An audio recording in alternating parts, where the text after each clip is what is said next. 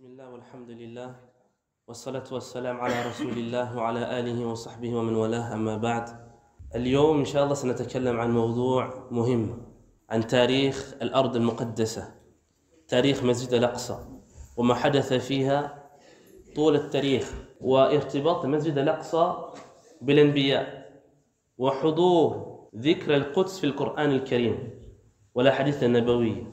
On va parler d'un sujet important, d'un sujet qui aujourd'hui est d'actualité, et cela concerne l'histoire de la terre sacrée, l'histoire du Masjid al-Aqsa. Et quand on mentionne la terre sacrée, ce n'est pas une chose qu'on vient d'inventer, mais la mention de la terre sacrée est une chose qui est mentionnée dans le Coran. Allah Azza wa Jalla dit dans le Coran: سبحان الذي أسرى بعبده ليلا من المسجد الحرام إلى المسجد الأقصى الذي باركنا حوله. Gloire à Allah qui a fait voyager son serviteur de la mosquée Al-Haram, du Masjid Al-Haram, jusqu'à Masjid Al-Aqsa, dont on a rendu sacré ses alentours. Et Moussa alayhi salam lui-même quand il a été chargé de transmettre le message et a été envoyé aux enfants d'Israël, qu'a-t-il dit à son peuple? Ya qawmi dukhul al-ard al-muqaddasa. Oh mon peuple, rentrez dans la terre sainte qu'Allah vous a prescrit. Et ça, on va le voir aussi. Qu'est-ce que c'est que cette histoire qui s'est passée avec Moussa et son peuple, ainsi que l'histoire de cette terre qu'on appelle al-ard al-muqaddasa, la terre sacrée, la terre sainte, sur laquelle se trouve justement Masjid al-Aqsa, la mosquée d'Al-Aqsa. Et sur cette terre-là, s'est succédé un bon grand nombre de prophètes.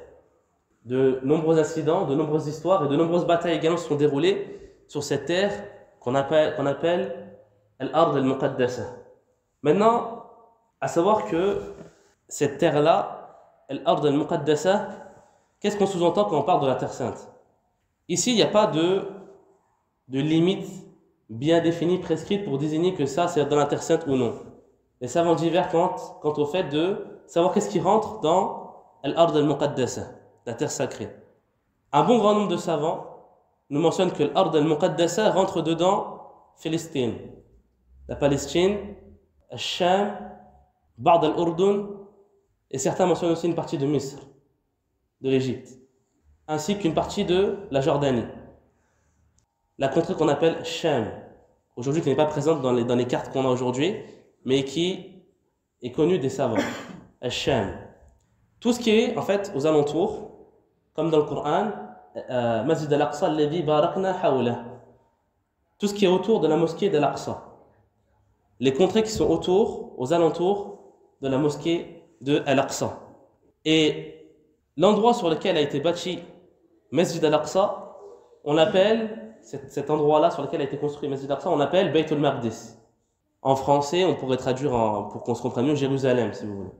Bayt al-Maqdis, ardun irtabatat bil-anbiya jami'an. Muddu Adam ila Muhammad alayhi salatu wassalam. Fahiya ard lil-anbiya wa atba'ihim.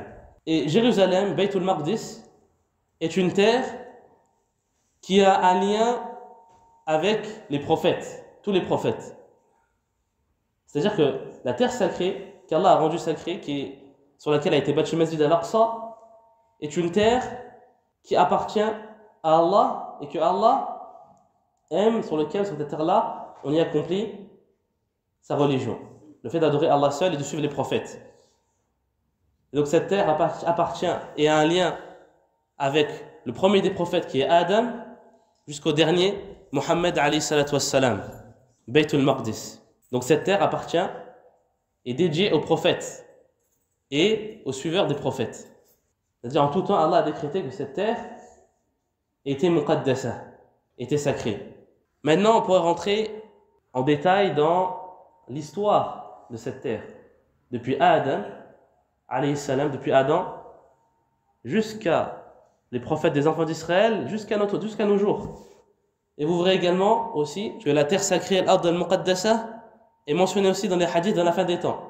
Que, la terre sacrée, Masjid al-Aqsa, aussi est mentionnée dans les hadiths à la fin des temps.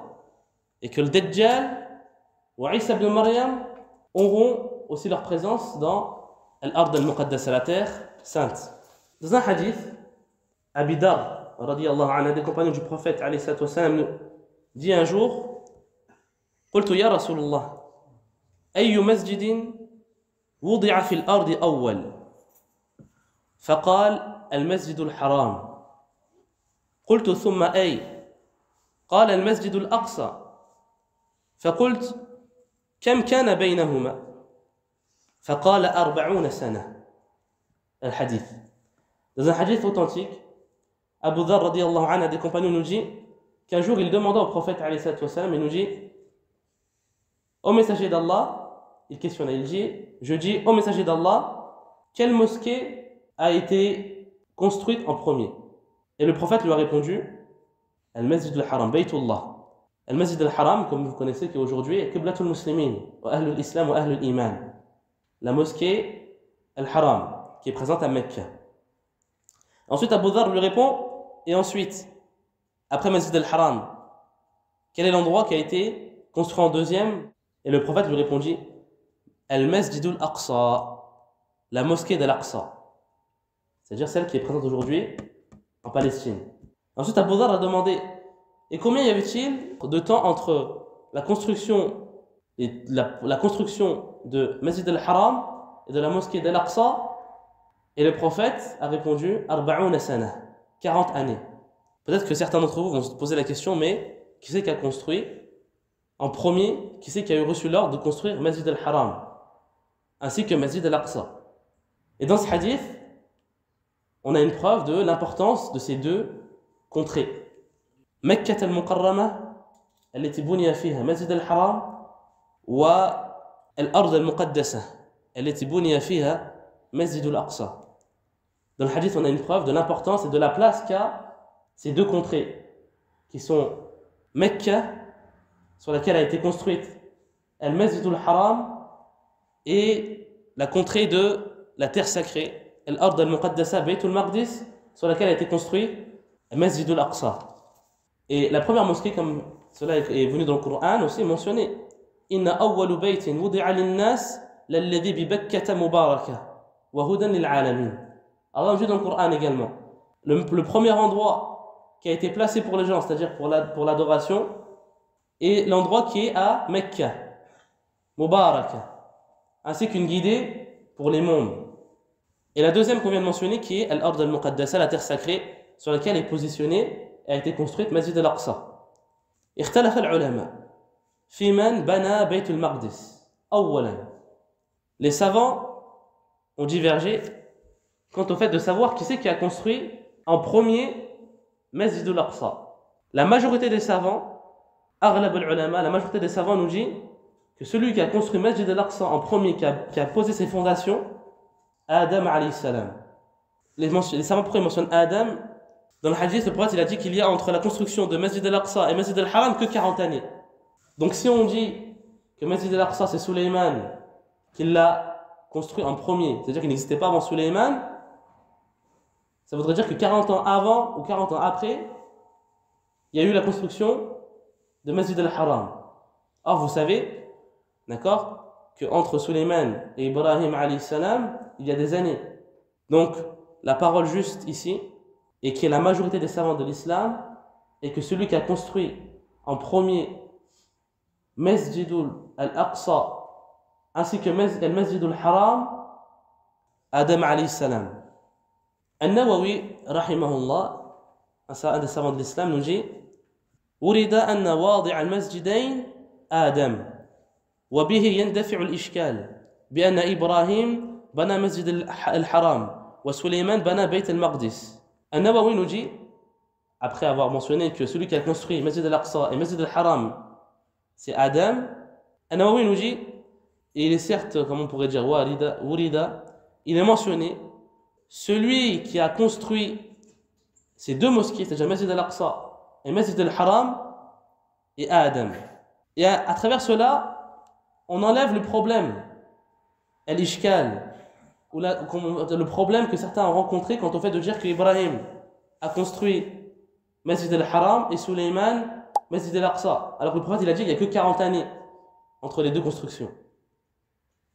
Donc la parole juste est que Adam est celui qui a construit en premier Masjid al-Aqsa et Masjid al-Haram. وفعلا ثبت أن إبراهيم أمره الله عز وجل أن يرفع القواعد. Et dans le Coran, Allah mentionne Ibrahim, que Allah lui a ordonné de rebâtir les fondements, de lever les fondements de Masjid al-Haram. Et mentionné dans le Coran, Allah nous dit وَإِذْ يَرْفَعُ إِبْرَاهِيمُ الْقَوَاعِدَ مِنَ الْبَيْتِ وَإِسْمَعِيلُ. Et quand Ibrahim a reconstruit, a levé les fondements de la maison, c'est-à-dire al-Masjid al-Haram, ainsi que Ismaïl. Donc Ibrahim, alayhi salam, ainsi que son fils Ismaïl, Allah les a chargés de reconstruire les fondations de Masjid al-Haram. Et Sulayman, la même chose. Et il y a un lien, Sulayman, il a un lien aussi dans l'histoire de Masjid al-Aqsa, car il a été le roi qui a gouverné cette terre-là, la terre, al-Ard al-Muqaddasa, Bayt al-Maqdis. Lui-même, Sulayman également, a reconstruit, a revivifié les fondements de Masjid al-Aqsa qui ont été construits, dont les fondations ont été construites en premier par Adam, alayhi salam. فالجمع بين ذلك أن نقول بأن إبراهيم ليس هو أول من بنى الكعبة وإنما هو بناء جديد. نقول الإبراهيم عليه السلام ليس هو الأول الذي بنى الكعبة، وسليمان ليس هو الأول الذي بنى مسجد الأقصى، وإنما إبراهيم وسليمان مجددان لبناء هاتين المسجدين. Et donc on dit que Ibrahim, alayhi salam, Abraham, ainsi que Sulayman ne sont pas ceux qui ont construit en premier, qui ont posé les fondations en premier de Masjid al-Haram ainsi que de Masjid al-Aqsa. Mais Ibrahim et Sulayman sont des revivificateurs, ceux qui ont reconstruit les fondations de ces endroits-là. Il y a des années qui se sont écoulées entre le moment où Allah a ordonné à Ibrahim et Ismaïl de remettre les fondations de Kaaba. Il y a des années qui sont passées. Ainsi que Masjid al-Aqsa. Des années longues sont passées entre le temps de Adam et ses deux prophètes, Ibrahim et Sulayman. Et donc il y a eu une dégradation avec le temps. Et à la suite de cela, Allah Azza wa Jalla a ordonné, comme vous le savez, Ibrahim ainsi que son fils Ismaïl de refaire les fondations de Masjid al-Haram. Et après, Sulayman alayhi salam, Allah lui a ordonné également de reconstruire Masjid al-Aqsa. Et cette terre-là, Al-Ard al-Muqaddasa, la terre sacrée, avant qu'elle soit ce qu'elle est aujourd'hui, c'est une terre qui n'était pas habitée par de grandes civilisations. D'accord, les savants mentionnent dans l'histoire que la terre sacrée, Masjid al-Aqsa et tout ce qui était autour, n'était pas une terre qui était habitée par des peuples qui avaient habité la terre comme aujourd'hui. Car on est à peu près dans des endroits arides, comme la péninsule arabique. Des endroits qui sont chauds, à l'inverse d'autres contrées. ومسجد الأقصى في البقعة التي تسمى الأرض المقدسة. وتعرض المسجد الأقصى لهجوم وحروبا كثيرة وتدمير كما حدث في عهد نبوخذ نصر أحد ملوك بابل في القرن السادس قبل الميلاد. Et la mosquée Al-Aqsa, elle a subi de nombreux événements au cours de l'histoire. Masjid Al-Aqsa, il a subi également des guerres. Il a vécu des moments de guerre où la mosquée a été détruite, où la mosquée a été endommagée par les guerres et des événements qui se sont passés tout au long de l'histoire. Comme c'est le cas 6 siècles avant la naissance de Isa ibn Maryam, sous le gouvernement de celui qu'on appelle en français, on le mentionne dans l'histoire, Nabuchodonosor, qui était un des rois de Babylone. Babylone qui était si je ne me trompe pas, en Irak. Babylone, qui est la ville, qui est une grande ville qui est mentionnée dans l'histoire et qui a eu son moment de règne et de souveraineté, qui était présente en Irak. Et Babylone avait des dirigeants. Parmi ces dirigeants-là, on a celui qu'on appelle en arabe Nabuchodonosor. Nabuchodonosor, deuxième du nom, qui était un des rois et souverains de l'empire de Babylone et de la dynastie de Babylone. Ici, on parle de 600 ans avant la naissance de Isa ibn Maryam. Et sous le règne de Nabuchodonosor, il y a eu la destruction de Masjid al-Aqsa. Le Masjid al-Aqsa a été détruite par ce roi et ses suiveurs, car il y a eu une guerre. Il y a eu des guerres qui ont fait que ce roi-là, 6 siècles avant la naissance de Isa ibn Maryam, est rentré dans Ard al-Muqaddasa et a détruit Masjid al-Aqsa. Et c'est pas ça ce qui s'est passé, mentionné dans le Coran aussi. Dans Surat al-Isra, Allah nous mentionne que les enfants d'Israël, Allah avait prescrit qu'ils allaient transgresser 2 fois sur terre. Et dans l'une des fois, Allah mentionne que rentrera dans la mosquée un peuple qui endommagera la mosquée Al-Aqsa et la détruira. Donc ça c'est un exemple. Maintenant, on va commencer chronologiquement. من أول من عرف في التاريخ في إسكان هذه البقعة يعني الأرض المقدسة. Qui sont les premiers qui ont été connus dans l'histoire, qui ont habité cette terre?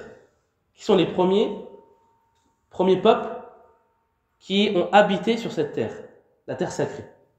Est un peuple issu des Arabes, qu'on appelle en arabe al-Kan'aniyoun. En français, en histoire, on les appelle Cananéens. Et les Cananéens, al-Kan'aniyoun, fait partie de leur tribu une autre tribu issue d'al-Kan'aniyoun qu'on appelle el-Yabousiyoun. En français, Jébuséens. Et ces gens-là, qui sont les Jébuséens, el-Yabousiyoun, qui sont issus d'une tribu arabe, sont les premiers à avoir habité la terre sacrée, al-Ard al-Muqaddasa. Maintenant, à savoir que ce peuple-là n'était pas sur le tawhid, mais était dans le shirk. D'accord? Et al-Yabousiyoun, hum qabila min Kan'an. Al-Yabousiyoun, les Jébuséens, est une tribu descendante de al-Kan'aniyin. Et leur présence dans la terre sacrée remonte, comme on mentionne dans l'histoire, à 3000 années avant la naissance de Isa ibn Maryam. Et ce peuple-là, al-Yabousiyoun, qui sont descendants des Arabes, ils avaient un roi, un gouverneur, ou bien certains mentionnent qu'au lieu que ce soit le gouverneur, mais plutôt une des statues qu'ils adoraient, qui s'appelait Salim ou Salam. La terre sur laquelle ils habitaient, a été appelée au tout début Ur Salim. Et ensuite, avec le temps, quand est venue la langue hébreu, ce nom-là a changé. Jérusalem est devenu après Ur-Shalim. Al-Yahoud aujourd'hui, les sionistes et les juifs, ils appellent Jérusalem comment? Ur-Shalim. Et aujourd'hui, c'est le nom qu'on donne, qui est donné en hébreu. On ne dit pas Jérusalem, on ne dit pas Beit al-Maqdis en hébreu, ils disent Ur-Shalim. Et donc, comme on a vu l'histoire, Ur-Shalim, il vient d'où le nom? Il remonte à Al-Yabousiyoun, qui sont une partie d'un peuple arabe, qui avait un de leurs dirigeants ou une des statues qu'ils adoraient, qui s'appelait Salim. Une des histoires mentionnées concernant le nom de Jérusalem.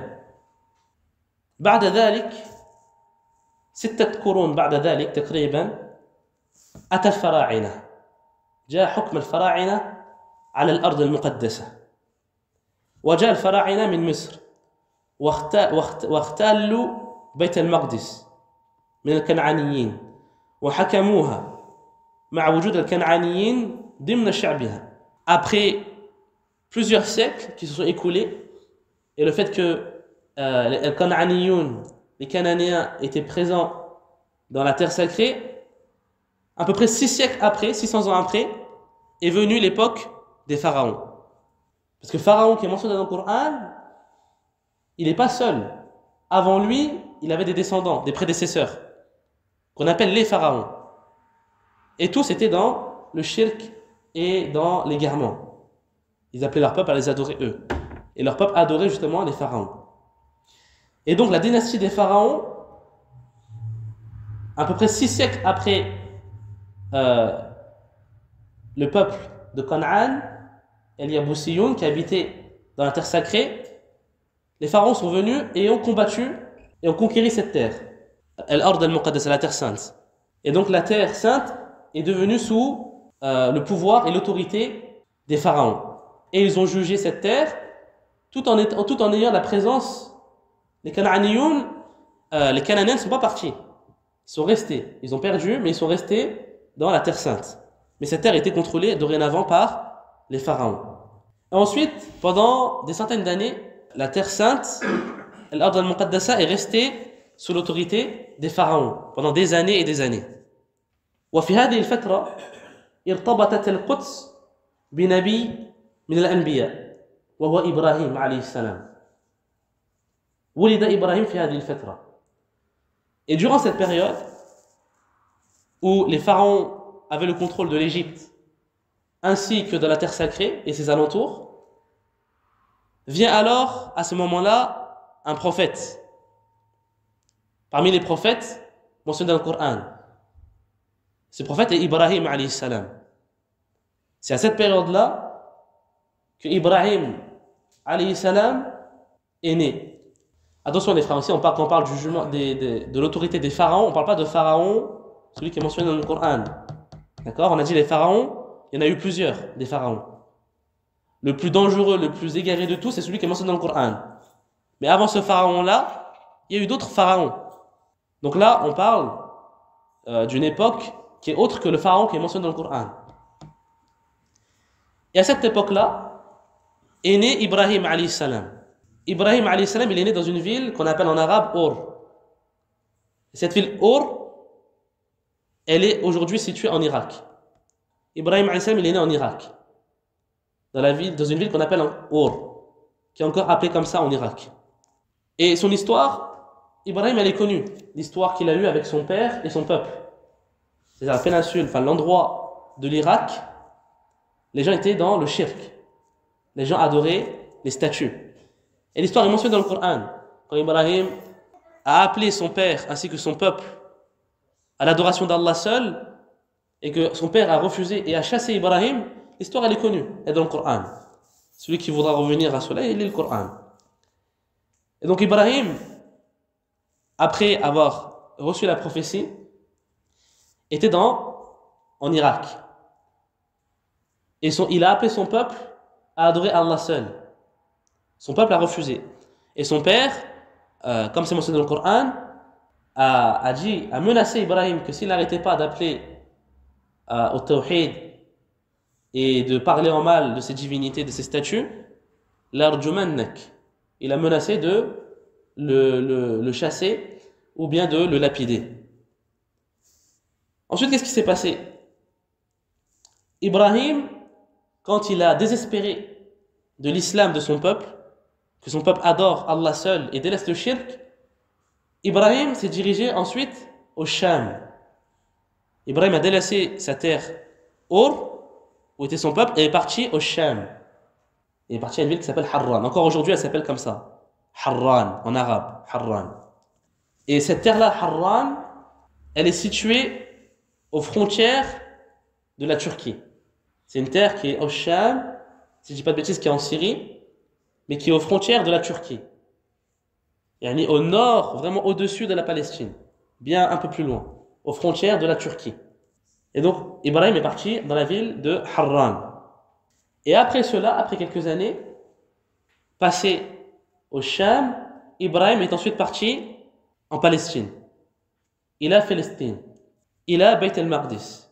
Et vous savez qu'avant cela, Ibrahim a rencontré un roi qui a débattu avec lui, qu'on appelle Nemrod, et qui est mentionné dans le Coran. Quand Allah nous dit Alam tara ila alladhi hajja Ibrahim fi rabbih an ataahu Allahu al-mulk. N'as-tu pas vu celui qui a débattu avec Ibrahim concernant son Seigneur alors que Allah lui avait accordé la royauté? Ce roi-là, Nemrod, fait partie des rois à qui Allah a accordé une des royautés les plus grandes que jamais un homme a reçues dans la dunya. Nemrod. Et Ibrahim, quand il était au Sham, ou durant sa vie, avant qu'il parte de l'Irak, a eu affaire à ce roi-là, Nemrod, et a débattu avec lui. Pour qu'au final, le résultat soit quoi? Du débat, que l'homme, Nemrod, est resté bouche bée, n'avait plus d'arguments. Fabuhita alladhi kafar. Et alors celui qui a mécru est resté bouche bée. Car Allah n'accorde pas l'argument aux mécréants sur la vérité. Et durant cette période-là, d'Ibrahim alayhi salam, on a dit, Beit al-Maqdis était toujours sous le jugement et l'autorité des pharaons. هذه فترة خضوع بيت المقدس لحكم الفراعنة. وولد لإبراهيم ولدان إسحاق وإسماعيل. Et durant cette période, qu'Ibrahim était dans la Palestine, Allah lui a accordé 2 enfants, Ishaq et Ismaïl. Quant à Ismaïl, Ibrahim est parti avec lui dans la péninsule arabique. Et est parti, comme vous le savez, à Mecca. Et ensuite, vous connaissez l'histoire, Allah leur a ordonné, Ibrahim et Ismaïl, de rebâtir les fondements de Masjid al-Haram. Ibrahim a laissé son fils Ismaïl à Mecca. Ensuite, Ismaïl, il a vécu, il a eu des enfants, et les enfants de Ismaïl se sont mélangés par la suite aux tribus arabes qui sont venus à cet endroit-là, Mecca. Ismaïl, il n'est pas arabe à la base, mais il a appris la langue arabe, il a vécu avec les Arabes du fait qu'il a vécu à Mecca. Et ensuite, les descendants de Ismaïl, Banu Ismaïl, se sont mélangés avec les tribus arabes, ils sont devenus eux-mêmes par la suite des tribus arabes. Et parmi les descendants de Ismaïl, on a le prophète Mohammed qui est issu des descendants de Ismaïl, fils de Ibrahim. Et la tribu qui est venue au temps d'Ismaïl, la tribu arabe qui est venue au temps d'Ismaïl, on l'appelle la tribu Qabilat Jurhum. Qabilat Jurhum ja'at ba'da dhalik fi Mecca. Donc la tribu de Jurhum, la tribu arabe Jurhum, qui est venue, et ensuite Ismaïl et après sa descendance se sont mélangés à eux, et ensuite les tribus arabes se sont formées. Jusqu'à ce que l'ethnie arabe, les tribus arabes se forment dans la péninsule arabique. Ça c'est concernant Ismaïl, un des enfants de Ibrahim. Et maintenant Ishaq, le deuxième fils de Ibrahim. Lui, il est resté au Sham, Palestine. Ishaq, lui, Ibrahim, il n'est pas parti avec lui, mais il a pris une de ses femmes et Ismaïl. Mais Ishaq, lui, est resté au Sham. Et comme vous savez, Ismaïl, Allah lui a accordé la prophétie Ismaïl, ainsi que Ishaq. Tous les deux, Allah leur a accordé la prophétie. Et donc, Ishaq, fils de Ibrahim, après avoir vécu ce qu'il a vécu, Allah lui a accordé la prophétie, il était resté au Sham. Allah a accordé à Ishaq un enfant qui est appelé Yaqub, qui lui-même aussi a reçu la prophétie. Car vous allez voir qu'après, dans la descendance d'Ibrahim, de nombreux prophètes, Allah a accordé la prophétie à de nombreux descendants à Ibrahim. Et donc Ismaïl, dans la descendance d'Ismaïl, on a le prophète Mohammed, qui est le dernier des prophètes et le meilleur, alayhi salatu wassalam. Et on a aussi Ishaq, par la suite Yaqub et sa descendance, dans la descendance de Yaqub, de nombreux prophètes aussi. Yaqub, à la suite de cela, est né. Yaqub, fils de Ishaq. Ishaq, fils de lui-même de Ibrahim. Et Yaqub, alayhi salam, était un prophète aussi, qu'Allah a accordé la prophétie. Et parmi les noms de Yaqub, on a Israël. D'accord? En français, Yaqub, on l'appelle Jacob. Et Jacob, Yaqub, lahu asma. Il a plusieurs noms. يعني كان النبي محمد عليه الصلاة والسلام محمد من أسمائه أحمد فهو محمد وأحمد له أسماء فيعقوب كذلك له أسماء فهو يعقوب ومن أسمائه أيضا إسرائيل. Le prophète عليه الصلاة والسلام aussi il a plusieurs noms. On l'appelle Mohammed. Parmi ses noms aussi on avait Ahmed. Et bien de la même façon Yaqub, le prophète Yaqub aussi il avait plusieurs noms. Parmi ces noms qui sont connus, on a Jacob et on a Israël. Ça c'est en français. Mais en arabe, on a Yaqub. Parmi ces noms aussi, on a Israël. C'est-à-dire Israël, c'est Yaqub. Israël, c'est Jacob. Là, il faut bien comprendre ça pour ne pas vous perdre après, d'accord? Et donc Yaqub, qui est le fils, et qui est le petit-fils de Ibrahim, et donc qui est le fils de Ishaq, Masha'Allah, tabarakallah, Allah lui a accordé une grande descendance.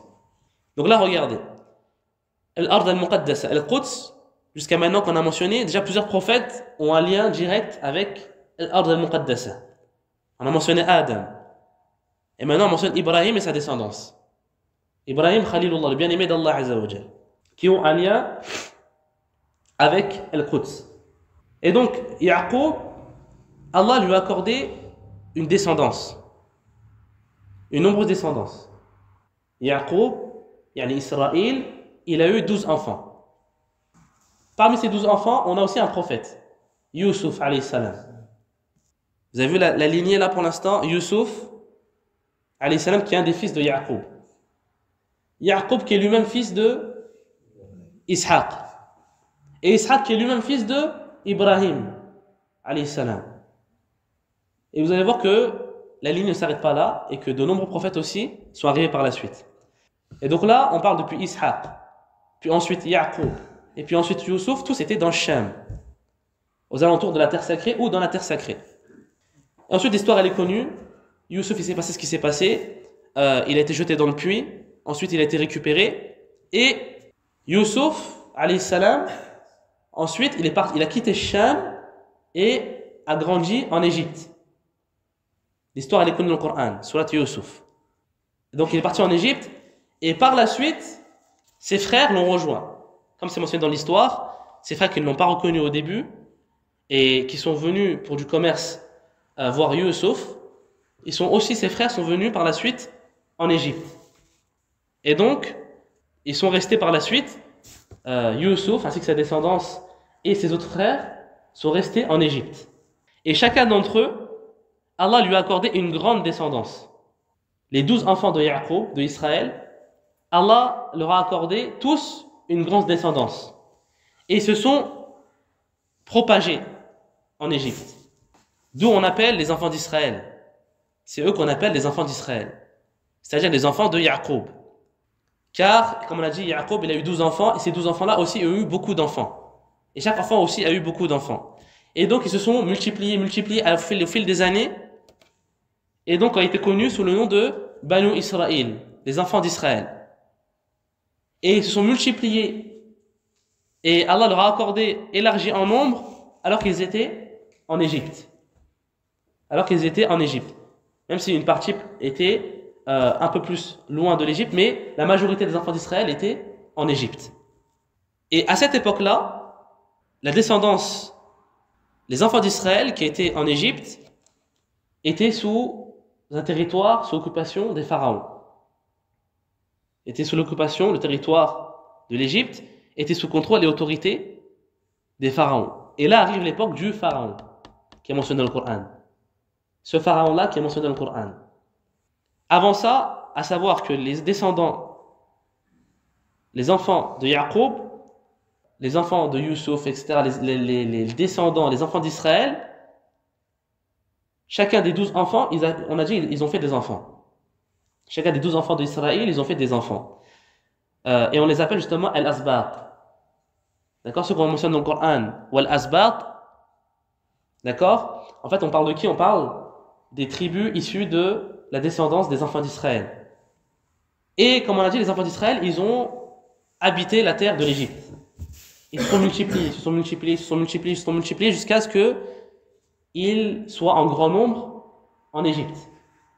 Malheureusement, les enfants d'Israël n'avaient pas de force militaire. Ils étaient connus au nom des enfants d'Israël et étaient présents en grand nombre en Égypte, mais n'avaient pas moyen de se battre. Et comme ils étaient à une époque et étaient sous l'autorité de Pharaon, ici vient l'histoire justement des enfants d'Israël avec Pharaon. Et c'est à cette époque-là justement qu'est venue l'histoire de Pharaon qui est mentionnée dans le Coran. Et donc Pharaon, qu'est-ce qu'il a fait? Comme vous savez, il a pris en esclaves les enfants d'Israël qui étaient en Égypte. Pharaon a pris en esclaves les enfants d'Israël qui étaient en Égypte et les a fait travailler et les a châtiés. Pharaon, qui est mentionné dans le Coran, ce pharaon-là a tourmenté, a maltraité la descendance de Yaqub, les enfants d'Israël qui étaient présents en grand nombre en Égypte, et a fait d'eux des esclaves. Et Allah mentionne dans le Coran, et il nous dit وَإِذْ نَجَّيْنَاكُمْ مِنْ آلِ فِرْعَوْنَ يَسُومُونَكُمْ سُوءَ الْعَذَابِ يُذَبِّحُونَ أَبْنَاءَكُمْ وَيَسْتَحْيُونَ نِسَاءَكُمْ وَفِي ذَلِكُمْ بَلَاءٌ مِنْ رَبِّكُمْ عَظِيمٌ. Et rappelez-vous, lorsque nous vous sauvons de Pharaon qui vous châtiait d'un terrible châtiment. Il égorgeait vos enfants et laissait en vie vos femmes, et il y avait en cela une épreuve une immense épreuve de la part de votre Seigneur. Allah a éprouvé les enfants d'Israël qui étaient en Égypte par cette époque-là, l'époque de Pharaon. Et ensuite, Allah a sauvé les enfants d'Israël. Et ensuite, les années se sont écoulées. Les enfants d'Israël sont restés sous le joug, ou restés sous l'esclavagisme. Ils ont été réduits en esclavage par Pharaon pendant des années. Et à ce moment-là vient Moussa alayhi salam wa Haroun. Et Allah a donné à Moussa at-Tawra et a envoyé Moussa ainsi que son frère Haroun à Pharaon. Et pour amener les enfants d'Israël à un autre endroit, Al-Ard al-Muqaddasa. Et ensuite, l'histoire, vous la connaissez. Pharaon a refusé de croire. Les enfants d'Israël, Allah les a sauvés par l'envoi de Moussa et Haroun. Et un jour, Allah a ordonné à Moussa de prendre les enfants d'Israël et de partir. Et sur la route, quand ils sont arrivés vers la mer, Allah ici a châtié Pharaon et son peuple en les noyant dans la mer. Car Moussa, Allah lui a ordonné de partir avec les enfants d'Israël qui étaient en Égypte pour ensuite aller à la terre sacrée, Al-Ard al-Muqaddasa, pour aller en Palestine. Et donc c'est ce qui s'est passé. Mais ici, il y a eu un problème.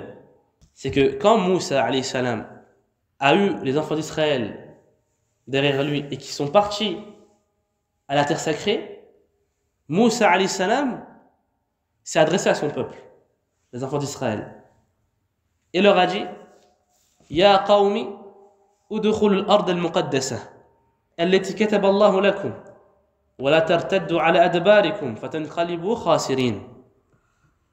Ici, malheureusement, il s'est passé un événement triste pour Moussa alayhi salam avec son peuple, c'est que son peuple ne l'a pas suivi.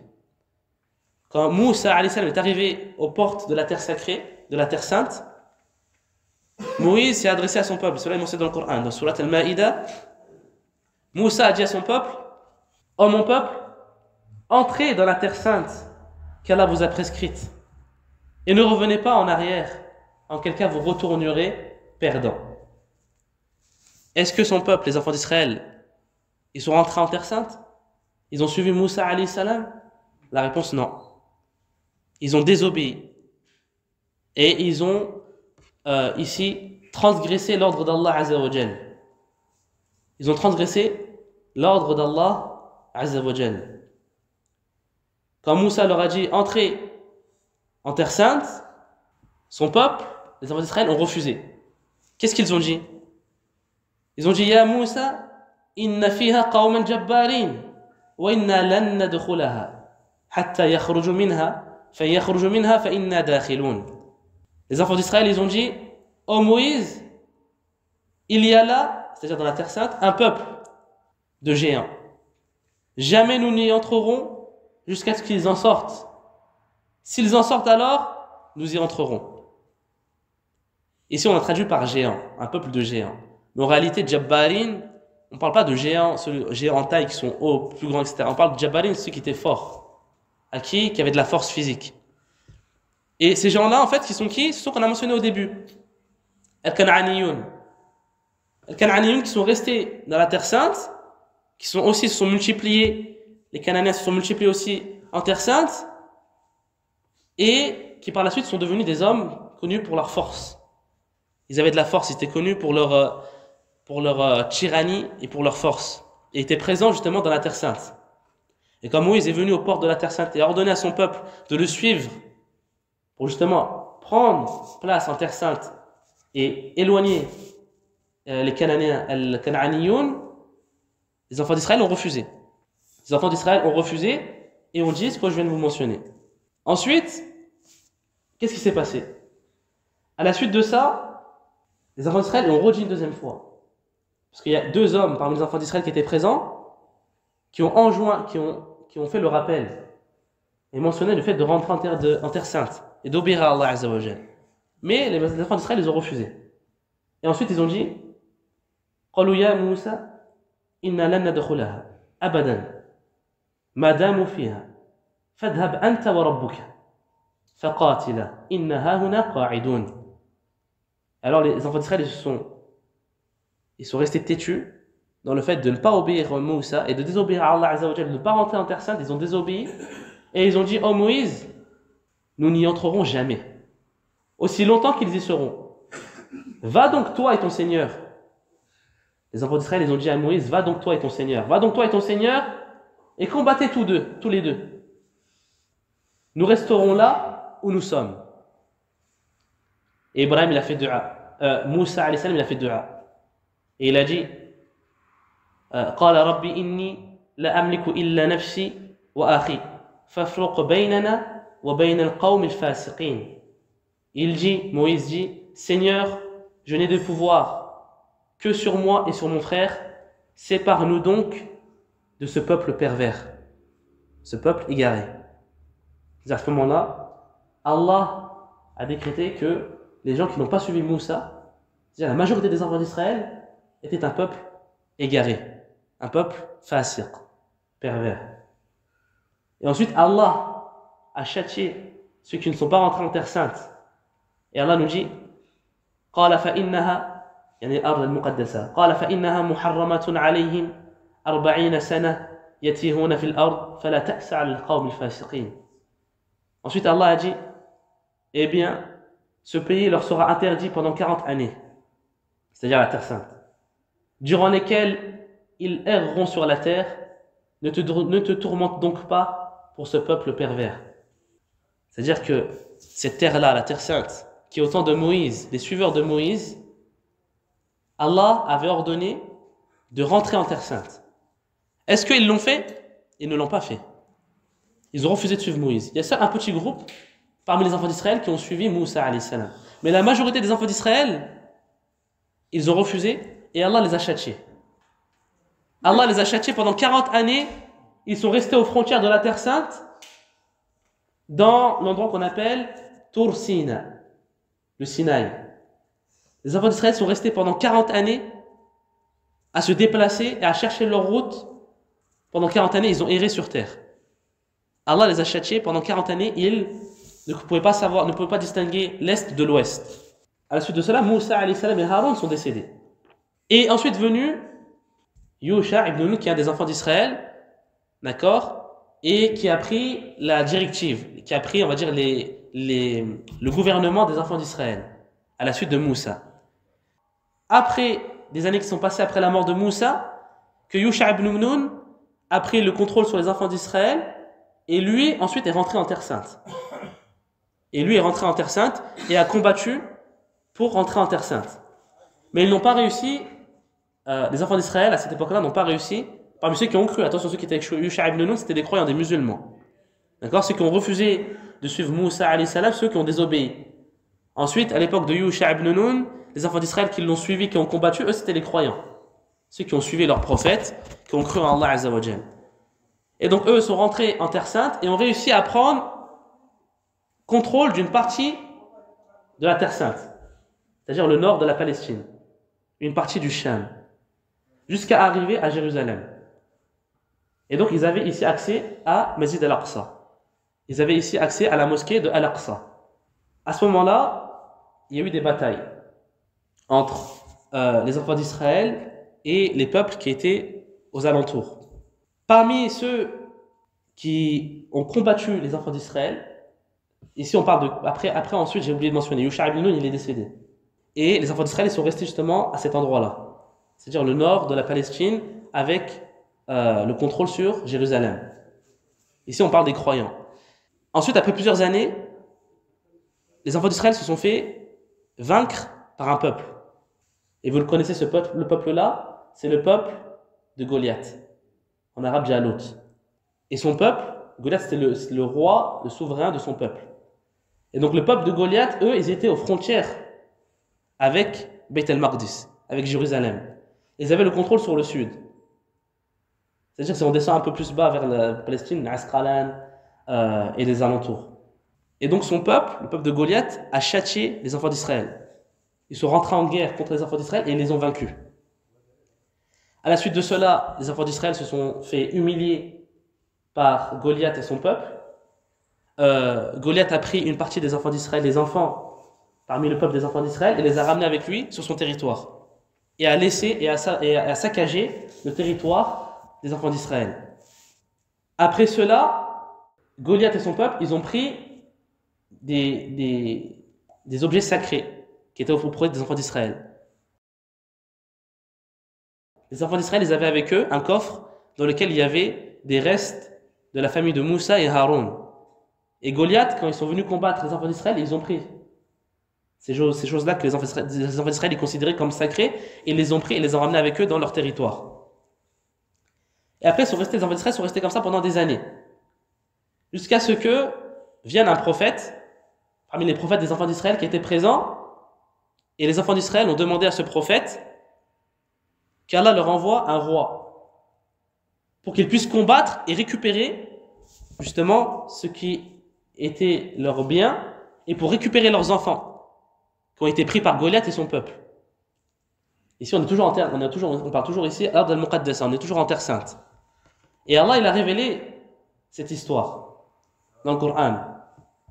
Et l'histoire, elle est connue. Allah nous dit Alam tara ila al-mala'i min bani Israël min ba'di Musa إذ قالوا لنبي لهم ابعث لنا ملكا نقاتل في سبيل الله قال هل عسيتم إن كتب عليكم القتال ألا تقاتلوا قالوا وما لنا ألا نقاتل في سبيل الله وقد أخرجنا من ديارنا وأبنائنا فلما كتب عليهم القتال تولوا إلا قليلا منهم والله عليم بالظالمين. Allah nous mentionne l'histoire justement de cette époque-là où les enfants d'Israël ont demandé à avoir un dirigeant pour aller combattre et récupérer, se venger, récupérer leur terre. Allah nous dit, n'as-tu pas su l'histoire des notables parmi les enfants d'Israël lorsqu'après Moïse, ils dirent à un prophète à eux, désigne-nous un roi pour que nous combattions dans le sentier d'Allah. Leurs prophètes leur dirent, et si vous ne combattez pas quand le combat vous sera prescrit? Ils répondèrent, et qu'aurions-nous à ne pas combattre dans le sentier d'Allah alors que nous avons été expulsés de nos maisons et qu'on a capturé nos enfants? Et ensuite, qu'est-ce qui s'est passé? Quand le combat a été prescrit, est-ce que les enfants d'Israël, ils ont combattu? Ils n'ont pas combattu. Allah nous dit, et quand le combat leur fut prescrit, ils tournèrent le dos, sauf un petit nombre d'entre eux, et Allah connaît bien les ajustes. C'est-à-dire, et Allah, deuxième fois, Allah leur ordonne un ordre, et deuxième fois, la majorité des enfants d'Israël désobéissent. Les enfants d'Israël, subhanallah, il y a beaucoup d'histoires, de nombreuses histoires. Allah les mentionne, en rappel pour cette communauté, la communauté de l'islam. Et les enfants d'Israël, comme là vous voyez, une deuxième fois, ils ont désobéi. Allah, ici, leur a prescrit le combat. Et c'est eux qui l'ont demandé. Ils ont demandé à avoir quelqu'un pour pouvoir combattre, un dirigeant pour pouvoir combattre sous ses ordres. Mais quand le combat leur a été prescrit, qu'est-ce qu'ils ont fait? Allah nous mentionne tawallaw. Ils se sont détournés. Ils n'ont pas combattu. Sauf un petit nombre des enfants d'Israël. Mais la majorité, encore une fois, se sont égarés. Après qu'une majorité des enfants d'Israël se soit égarés dans le fait de rentrer en terre sainte, et bien là encore une deuxième fois. La majorité des enfants d'Israël aussi se sont égarés et ont refusé de combattre alors que c'est eux qui l'ont demandé. Et leur prophète leur a dit وَقَالَ لَهُمْ نَبِيُّهُمْ إِنَّ اللَّهَ قَدْ بَعَثَ لَكُمْ طَالُوتَ مَلِكًا قَالُوا أَنَّ يَكُونَ لَهُ الْمُلْكَ عَلَيْنَا وَنَحْنُ أَحَقُّ بِالْمُلْكِ مِنْهُ وَلَمْ يُؤْتَ سَعَةً مِنَ الْمَالِ قَالَ إِنَّ اللَّهَ اصْطَفَاهُ عَلَيْكُمْ وَزَادَهُ بَسْطَةً فِي الْعِلْمِ وَالْجِسْمِ وَاللَّهُ يُؤْتِي مُلْكَهُ مَنْ يَشَاءُ وَاللَّهُ سَمِيعٌ عَلِيمٌ. Et leur prophète leur dit, voici qu'Allah vous a envoyé Talut pour roi. C'est-à-dire qu'à cette époque-là, maintenant vient un homme pieux qui est Talut. Talut qui a été un roi issu des enfants d'Israël que Allah a choisi pour gouverner les enfants d'Israël. Mais comme vous connaissez maintenant, vous commencez à comprendre le tempérament des enfants d'Israël, c'est que quand Talut, Allah l'a choisi pour diriger les enfants d'Israël, est-ce qu'ils ont accepté que ce soit Talut? Non, ils ont refusé. Et ils ont remis en cause le droit de Talut à diriger les enfants d'Israël. Alors que c'est leur prophète qui les informe que Allah l'a choisi. Et donc leur prophète, les enfants d'Israël, qu'est-ce qu'ils ont dit? Ils ont dit, comment régnerait-il sur nous? Nous avons plus de droits que lui à la royauté. On ne lui a même pas donné beaucoup de richesses. C'est-à-dire que les enfants d'Israël, ici on remonte, en fait, c'est un peu historique ça, mais en fait les enfants d'Israël, comme je vous ai dit, à la base ils sont issus, les enfants de Yacoub, c'est 12 enfants. Et en fait c'était connu que les rois, la majorité des rois des enfants d'Israël, ils étaient issus d'une même lignée. D'accord? Et en fait Talut, lui, Talut qui fait partie des enfants d'Israël, il n'était pas issu de cette lignée-là, qui à la base était issu des rois. Il y avait en fait dans la lignée des enfants d'Israël, il y avait une lignée où la majorité des rois ils étaient désignés. Et une lignée dans laquelle était désignée la majorité des prophètes. Mais Talut, lui, Allah l'a choisi, il ne faisait pas partie de la lignée à travers laquelle à un moment il y avait les rois. Donc c'est pour ça que ils se sont obstinés. Ils ont dit comment ça Talut il va prendre la royauté sur nous? Et c'est pour ça qu'une partie des enfants d'Israël a dit, comment régnerait-il sur nous alors que c'est nous qui avons plus le droit que lui? Et Allah, leur prophète leur a dit, c'est Allah qui l'a élu sur vous. C'est-à-dire que c'est pas le prophète qui a choisi, c'est Allah qui a élu Talut pour être le roi et vous diriger. Allah l'a élu vraiment sur vous.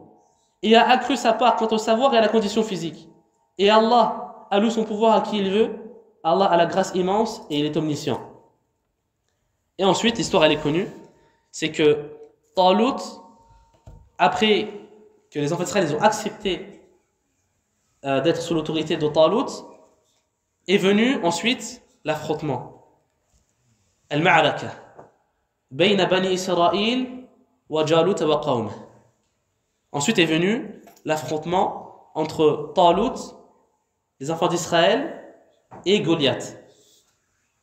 Allah a éprouvé les enfants d'Israël. Quand Talut, Allah a ordonné de partir combattre Goliath et son peuple, comme je vous ai dit, qu'est-ce qui s'est passé? Les enfants d'Israël, un bon grand nombre, se sont retournés et ne sont pas partis combattre, alors que c'est eux qui l'avaient demandé. Ah, j'ai oublié de mentionner, à cette époque-là, Talut, on a un autre prophète qui fait son apparition. On a Daoud, alayhi salam. À l'époque de Talut, on a Daoud, alayhi salam, qui fait son apparition. C'est-à-dire, Daoud, alayhi salam, il est né à cette période-là, à la période de Goliath et son peuple, à l'époque où les enfants d'Israël se sont fait battre par Goliath et son peuple. Et donc, Talut, quand il a eu la royauté sur les enfants d'Israël, parmi ceux qui ont combattu avec les enfants d'Israël, on a Daoud. Daoud, il faisait partie des combattants qui sont partis combattre sous l'autorité de Talut.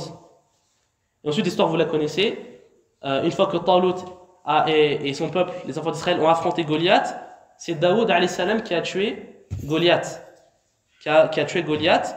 Et à la suite de cela, Allah Azza wa Jalla, il a accordé la royauté à Daoud alayhi salam, et à ce moment-là, la terre sainte dans son entièreté a été sous le règne des croyants. Daoud alayhi salam, Allah lui a accordé la royauté, et la terre sacrée, Al-Ard al-Muqaddasa, Bayt al-Maqdis, a été gouvernée par les croyants, par Daoud et les enfants d'Israël, par Daoud et les croyants des enfants d'Israël. Ensuite, après des années, Daoud alayhi salam est décédé. Et qui c'est qui a hérité de Daoud? Sulayman alayhi salam. Wa sallallahu wa sallam ala nabiyyina Muhammad wa ala alihi wa sahbihi ajma'in.